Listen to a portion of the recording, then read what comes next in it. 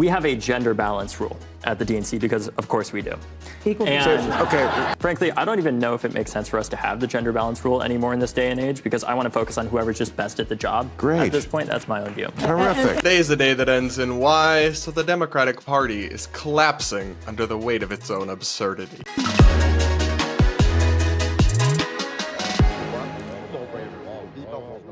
We're going to break down the latest bizarre identity politics that are tearing the Democratic Party down from the inside and so much more, including a bizarre CNN segment, an unhinged TikTok, and a strange move by a Republican governor in today's episode of the Brad vs. Everyone podcast, my daily show where we take on the craziest ideas from across the internet, our media, and our politics, all from an independent perspective. Up first, like I mentioned, we got to check in with the Democratic Party, and spoiler alert, folks, they're not doing well. We talked about this a little while back, but they recently elected a guy named David Hogg to be one of several vice chairs for the Democratic National Committee, the DNC, the body that organizes the Democratic Party's political affairs. And David Hogg is an interesting character, to say the least, because he was tragically involved in a school shooting while still in high school and then became a prominent gun control activist, but then kind of more broadly, a liberal activist and commentator.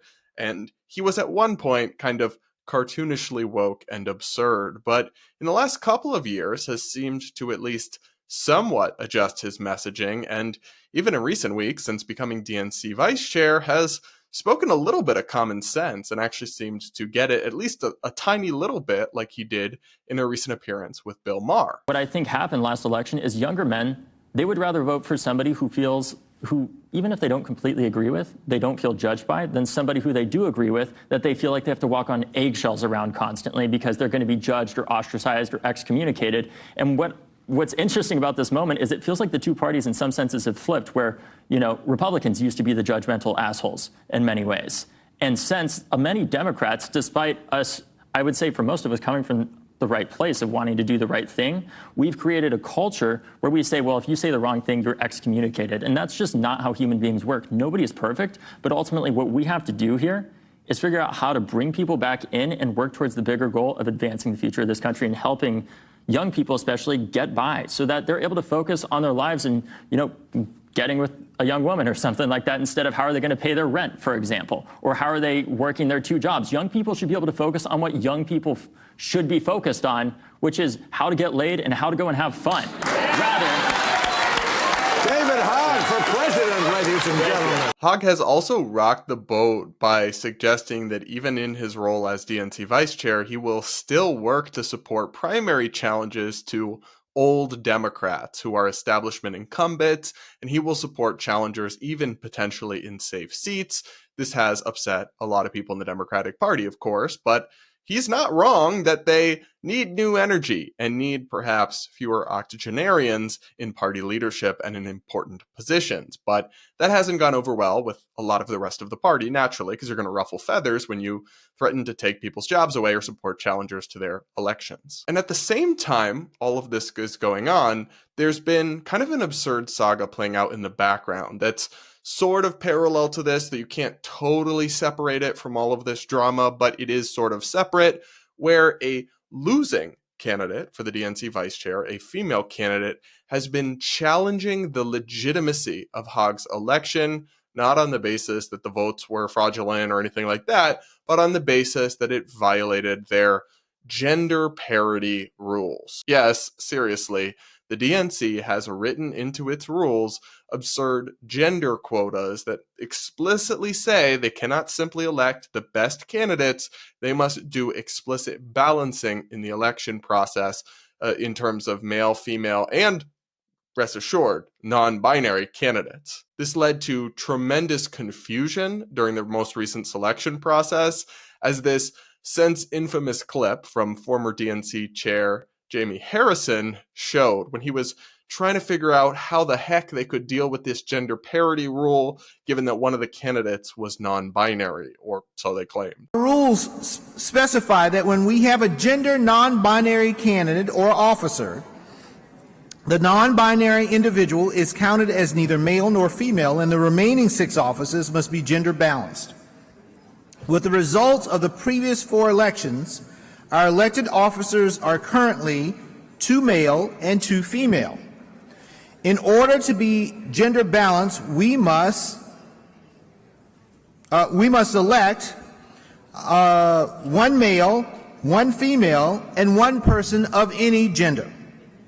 So again, this is what we have to do for this vice chair race. Now, this is honestly all beyond parody at this point, but it did lead to serious problems that afterwards, after the election occurred, and Hogg, as well as the other male candidate, Kenyatta, were selected, in addition to 1 female candidate who was also selected, they now are being challenged through the Procedural Rules Committee as part of the DNC to have that election overturned, and that committee just approved the challenge. NBC News reports, DNC panel recommends redo of vote that elevated David Hogg to vice chair after procedural concerns. The recommendations could also affect the post held by Malcolm Kenyatta, a Pennsylvania state legislator. A Democratic National Committee subcommittee on Monday recommended that the organization invalidate one of its February vice chair votes over claims that it unfairly disadvantaged female candidates. The move, which won't be official unless the entire DNC votes to approve it, could open up new races for the positions held by David Hogg, a Florida activist, and Malcolm Kenyatta, a Pennsylvania state legislator. The challenge by Oklahoma Democratic Committeewoman Kaylin Free, who unsuccessfully ran against Hogg and Kenyatta in the February race for vice chair, is not related to the ongoing tension between Hogg and the National Party over his push to support primary challenges against incumbent Democrats. Instead, it was based off Free's claim that the handling of the vice chair vote gave the 2 men an unfair advantage amid the National Party's requirement that its executive committee achieve gender balance. That's right. This all stems back to the fact that they literally have gender quotas, and in the bizarre and very bureaucratic and confusing process that took place trying to account for those, this woman claims that these quotas weren't properly enforced. Here's what Hogg said when he was asked about this recently on Bill Maher's show. What is the deal on the woman who attacked you because you beat her at that job? Did you beat her fair and square? Was there any fire there? There was the election that the DNC held, and I was the person that was one of the people that won one of the 3 positions that they had for the at-large vice chairs. So what was her claim? Part of the claim, so not to bore people, but to get into the bureaucracy of the DNC, we have a gender balance rule at the DNC because, of course, we do. Equal protection. Okay. See, right away. By the way, the Republican Party does too. If the chair is a male, then the vice chair has to be a female. Well, what's interesting is that's even more progressive than our vision, which is that the chair doesn't count towards the gender balance rule that we have. Frankly, I don't even know if it makes sense for us to have the gender balance rule anymore in this day and age, because I want to focus on whoever's just best at the job. Great. At this point, that's my own view. Terrific. And What a crazy idea that they should just elect whoever's best for the job and not enforce bizarre gender quotas. Now, it is rich to hear that coming from Hogg, who had a long history until very recently of being the exact kind of woke activist that would have supported this kind of thing, including very famously now tweeting, "I'm one of the most politically toxic people in the country, and I'm too radical for American politics. No, I'm not running for office. We have enough straight white men in power. It'd be nice to see some people who actually look like our country and not privilege." That's what he tweeted in 2022. So not all that long ago, but he's clearly had a change of heart and now sees the error of these woke identitarian ways, which I guess better late than never, but it is kind of funny to see him in this situation given his past comments. I was also surprised and disappointed to hear that Republicans have these kinds of rules as well. As far as I'm concerned, scrap all that nonsense, open up these party elections to anybody, regardless of their gender, and just elect the best person. But to me, this is really indicative of the problems facing the Democratic Party. They are trying, or at least some of the smarter voices inside of it, are trying to disentangle themselves from the woke, toxic, identitarian obsessions that have really dragged the party down.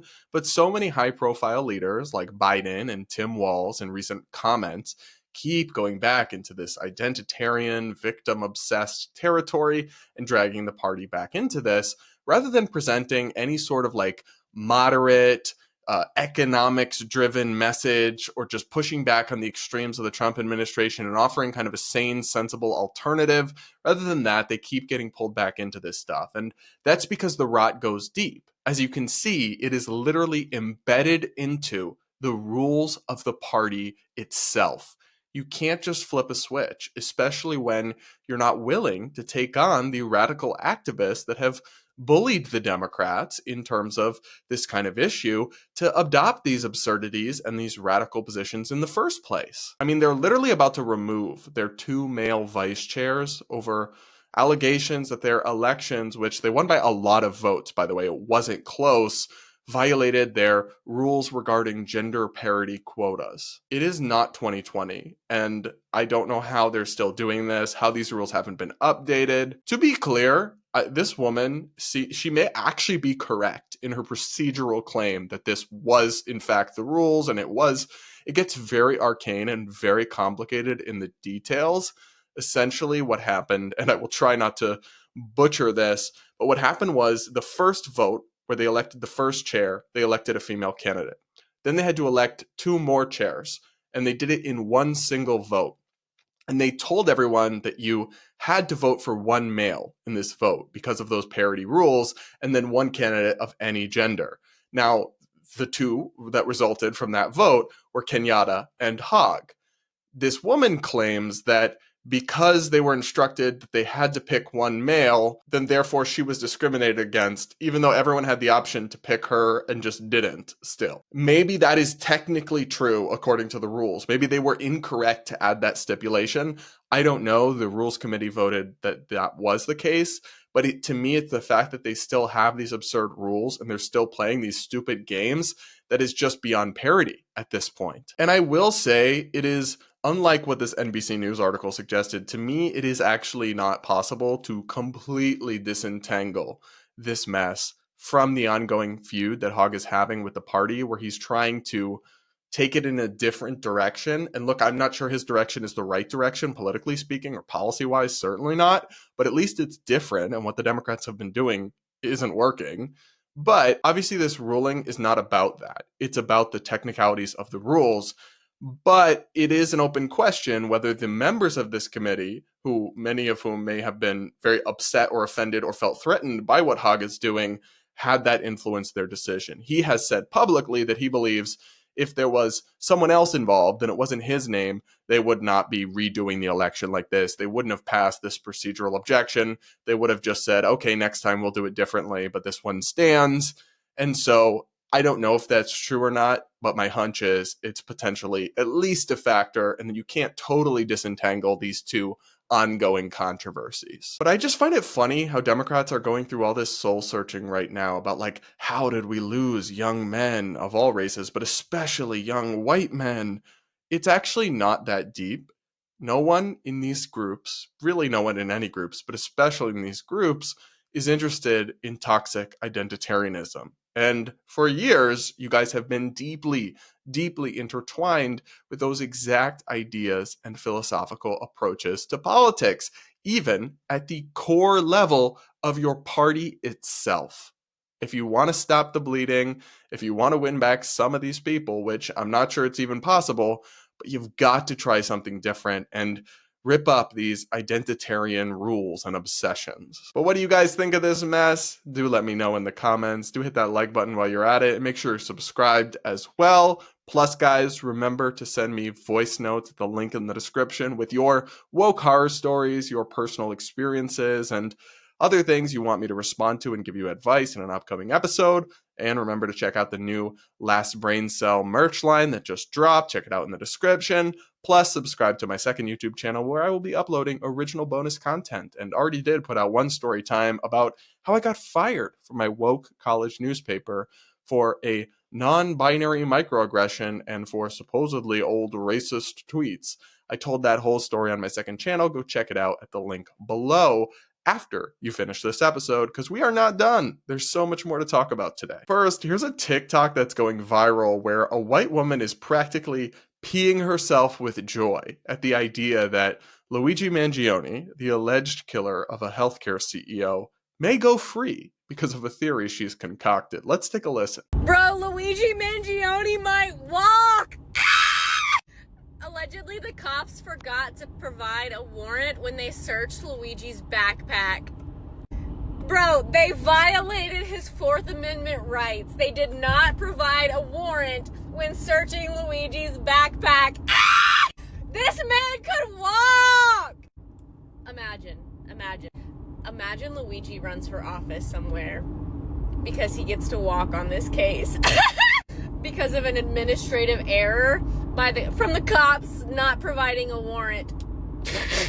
I haven't validated this for sure. I just got a text message from one of my friends. I haven't validated this entirely on my own yet, so I still have to do a little bit more research to find out if this is like legitimate, but this dude could walk. No charges. This guy could walk out of there. Stay tuned. I'm about to be home. I'll provide an update as soon as I can. This is insane. If this is real, this is literally insane. His legal defense fund has also reached over $1 million, according to his lawyers. More to come.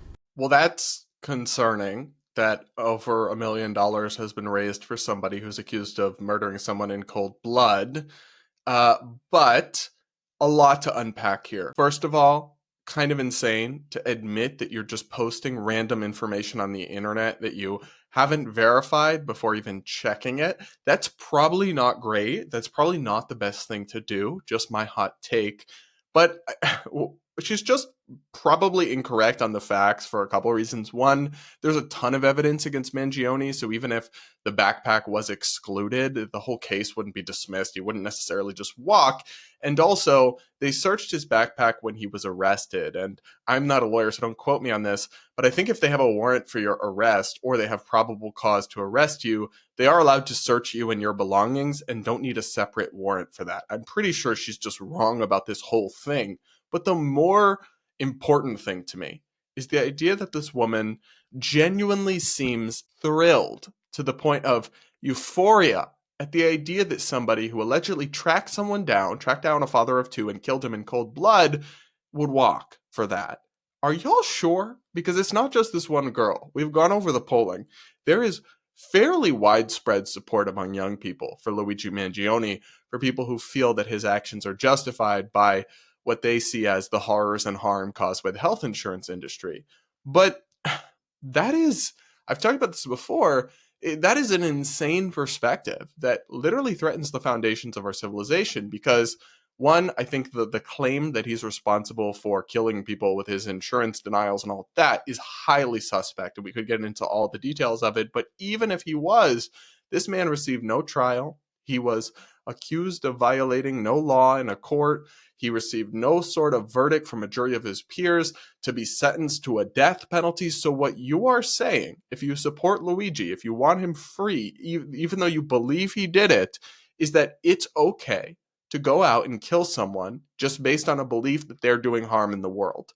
And they don't deserve a trial. They don't deserve charges, anything. Vigilante justice is wonderful and to be supported to the tune of millions of dollars of fundraising and bizarre TikTok videos filmed in your car, all if you agree with the person's objections to the nature of the targeted person's work. That's a can of worms. That's a Pandora's box that if you open it up, leads to outright violence in the streets and civil unrest and conflict. You will have people who will go after the CEO of Planned Parenthood by that exact same logic. And I would never support that, but there's no way to argue that someone like Luigi Mangione's actions are justified, but that person in that situation wouldn't be by the same logic. Either you want to live in a civilized society with a rule of law, or you want to live in anarchy. I know my answer, but these TikTokers really seem caught up, and maybe it's just them being thirsty for Luigi, but they really don't seem to have thought through any of the ramifications or consequences of this worldview that they're adopting by just hopping on board with this extremist vigilante violence. What do you guys think? Are you even surprised by these videos at this point, or is it just kind of par for the course? Let me know in the comments. Up next, a CNN panel just crashed out and lost it because Kevin O'Leary, who I guess is sort of a Republican, he's of Shark Tank fame, but he's got more, I think, pro-Trump, pro-Republican perspectives. This CNN panel freaked out over a basic fact. Take a listen. Lastly, there's nothing about Kamala Harris that's a loser. Let's just put it like that. Oh, I think there is. She lost big time. You got to. She lost an election. The biggest loss in the All right, listen, we are not going to. Hold on. I'm not being disrespectful. I'm talking fact. She got slaughtered because they disavowed the process. They anointed her and she got slaughtered. That's what happened. We don't have to debate Hold on a fact. second. We do not have to debate fact. Hold on a second. Kevin, just one point of clarification. She was elected in the 2020 election along with Joe Biden. She was elected in 2020 on the same ticket as Joe Biden. So there's that. It's hard we got to leave the it there truth. for this conversation. But coming up next, come on, Kevin. Wow, the cope is off the charts. They just lost their minds because he stated basic facts. Kamala Harris is a huge political loser. She's won a bunch of safe elections in a deep blue state like California, sure, but when she ran for president in 2024, she did terribly. She lost by a huge margin to Donald Trump. And sure, the host, Abby Phillip, who I like as a person, says that she won as vice president in 2020. No one votes based on the vice president. She's at the bottom of the ticket. They were voting on Biden versus Trump. Okay, so technically, yes, she won, but you can't really cite that to suggest she's some sort of political winner. And in fact, when she ran her own Democratic presidential primary campaign in 2020, she crashed and burned, despite having a lot of liberal mainstream media outlets openly supporting her and simping for her. So when Kevin O'Leary says Kamala Harris is a loser, politically speaking, he's kind of just stating a fact. And it is astounding the degree to which these other panelists just lost it over this and how much cope and denial they're still somehow in. That's the thing that kind of concerns me about this. How are you going to learn? How are you going to construct and form a better approach for next time when you're still in denial about the fact that you even messed up in the first place? Finally, I want to talk about something that a Republican governor just did that's making some serious waves. Here's the latest news out of Montana. Well, Montana has become the fourth state to pass legislation banning lab-grown meat after Governor Greg Gianforte signed HB 401 into law earlier this month.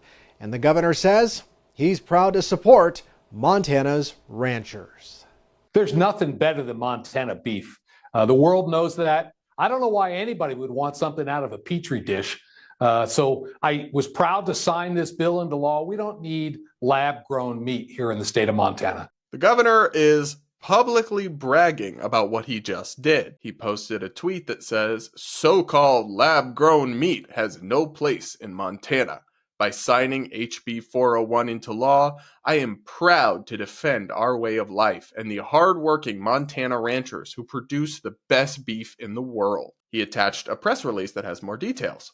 Sponsored by Rep. Braxton Mitchell, Republican from Columbia Falls, House Bill 401 prohibits the manufacture for sale or distribution of cell-cultured edible product. The bill defines cell-cultured edible product as the concept of meat, including but not limited to muscle cells, fat cells, connective tissue, blood, and other components produced via cell culture rather than from a whole slaughtered animal. Starting October 1st, any retail food establishment in Montana that manufactures, sells, or distributes cell-cultured edible product is subject to suspension of their license and could be found guilty of a misdemeanor and faced with fines and imprisonment if convicted. So Governor Gianforte is not the only one to do this. Others, like Republican Governor Ron DeSantis in the free state of Florida, have done something similar and also banned lab-grown meat from their states. I have a huge problem with this because what you're essentially doing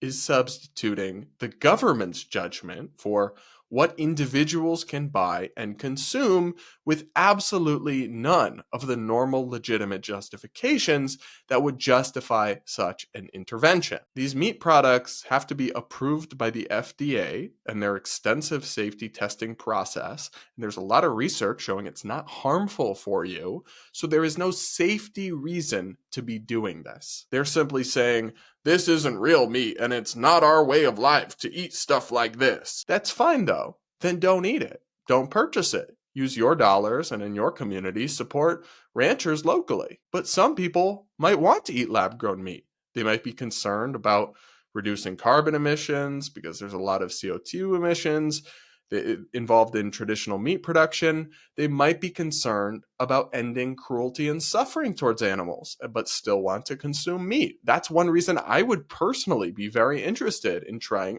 lab-grown meat.